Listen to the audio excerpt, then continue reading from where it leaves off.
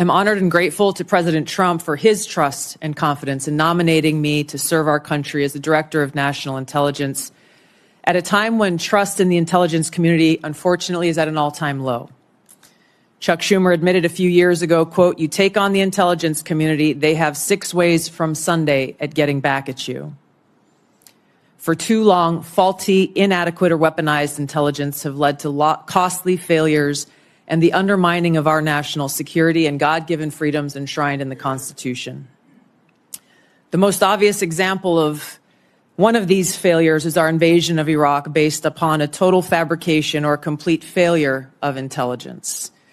This disastrous decision led to the deaths of tens of thousands of American soldiers, millions of people in the Middle East, mass migration, destabilization, and undermining of the security and stability of our European allies, the rise of ISIS, strengthening of Al-Qaeda and other Islamist jihadist groups, and strengthening Iran. Here are just a few other examples. The American people elected Donald Trump as their president not once but twice, and yet the FBI and intelligence agencies were politicized by his opponents to undermine his presidency and falsely portray him as a puppet of Putin. Title I of FISA was used illegally to obtain a warrant to spy on Trump campaign advisor Carter Page, using a Clinton campaign-funded false dossier as their so-called evidence. Biden campaign advisor Tony Blinken was the impetus for the 51 former senior intelligence officials' letter dismissing Hunter Biden's laptop as disinformation specifically to help Biden win the election. Former DNI James Clapper lied to this committee in 2013, denying the existence of programs that facilitated the mass collection of millions of Americans' phone and internet records, yet was never held accountable. Under John Brennan's leadership, the CIA abused its power to spy on Congress, to dodge oversight, lied about doing it until he was caught, and yet has never been held responsible.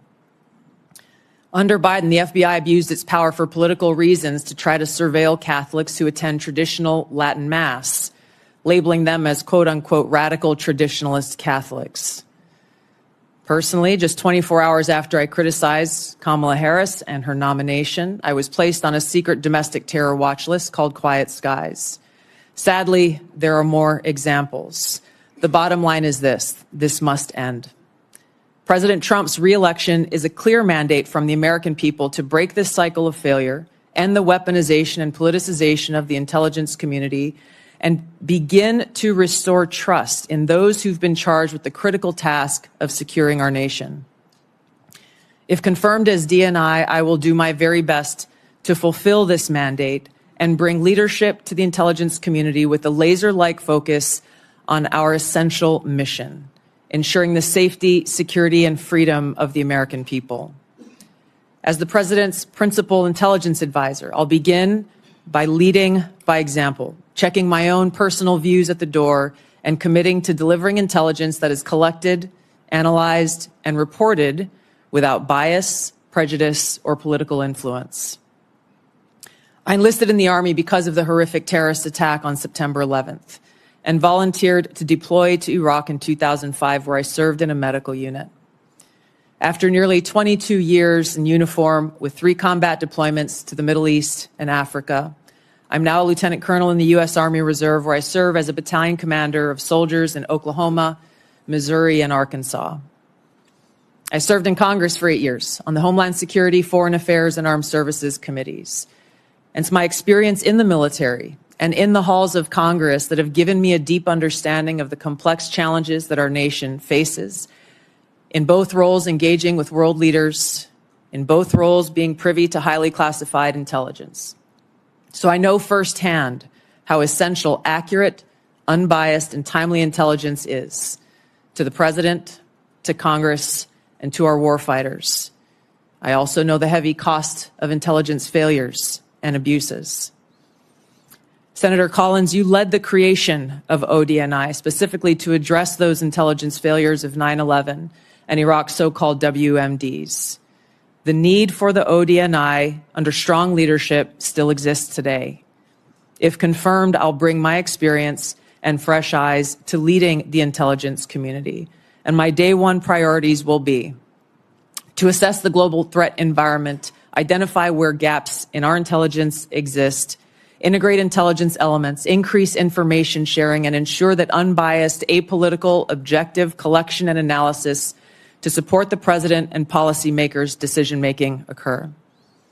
I'll work to end the politicization of the intelligence community and ensure there is a clear mission focus in the IC on its core mission of this unbiased, apolitical collection and analysis of intelligence to secure our nation. I'll work to rebuild trust through transparency and accountability. This is a national security imperative. And I'll work to assess and address efficiencies, redundancies, and effectiveness across ODNI to ensure focus of personnel and resources is on our core mission of national security. Now, in my meetings that I've had with many of you, you expressed bipartisan frustration about recent intelligence failures as well as the lack of responsiveness to your requests for information. Whether it's the surprise October 7th Hamas terrorist attack, to the sudden takeover of Syria by Islamist extremists, failures to identify the source of COVID, anomalous health incidents, UAPs, drones, and more. If confirmed, I look forward to working with you to address these issues. Ensuring the safety, security, and freedom of the American people is a mandate of leadership that rises above partisan politics.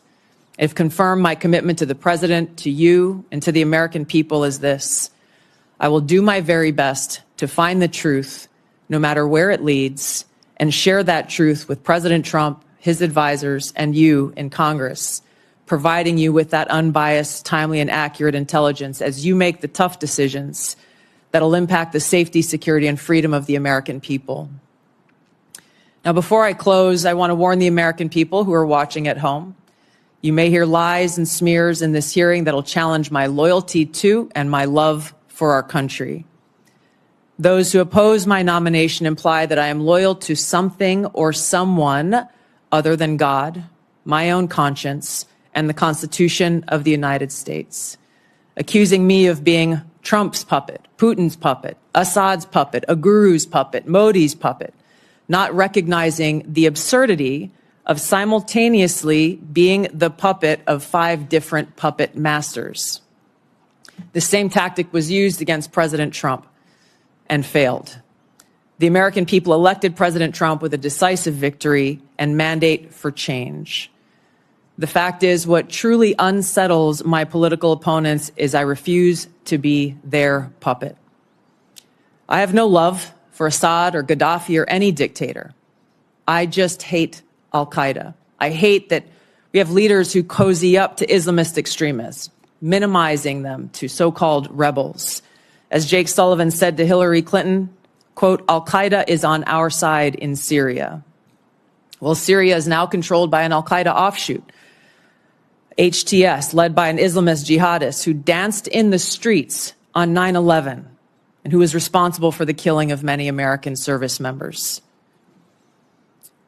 Democrat senators in the past resorted to anti-Christian bigotry against some of President Trump's judicial nominees like Amy Coney Barrett and Brian Boucher. I condemn those actions as a Democrat in Congress at the time, as religious bigotry must be thoroughly condemned by all of us, no matter the religion. Unfortunately, there are some Democrat senators who still don't understand the principle of freedom of religion and Article 6 of the Constitution. Quote, no religious test shall ever be required as a qualification to any office or public trust under the United States. Unfortunately, they're once again using the religious bigotry card, but this time trying to foment religious bigotry against Hindus and Hinduism. If anyone is sincerely interested in knowing more about my own personal spiritual path of Hinduism, I welcome you to go to my account on X, where I'll share more on this topic.